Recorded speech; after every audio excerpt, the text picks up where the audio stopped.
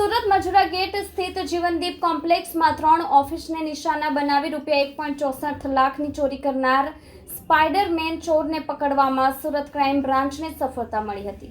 અથવા lines police station વિસ્તારમાં આવેલા જીવનદીપ કોમ્પ્લેક્સના પહેલા માળે 3 ઓફિસમાંથી 1.60 લાખની ચોરી થઈ હતી। મોબાઈલ અને સોનાની કાનમાં પહેરવાની બુટ્ટી તથા કેમેરાનું મેમરી કાર્ડ, ડીવીઆર સહિતનો સામાનની ચોરી કરવામાં આવી હતી।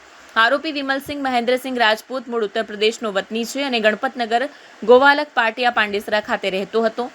પકડાયેલ આરોપી વિમલસિંહ ઉર્ફે ભોલા મહેન્દ્રસિંહ રાજપૂત ચોરી કરવા માટે સ્પાઈડરમેનની માફક પાઇપ માટે આસાનીથી 5 માળ સુધી ચડીને ચોરી કરી અને પાઇપ વાટે જ આસાનીથી નીચે ઉતરી ગયો હતો।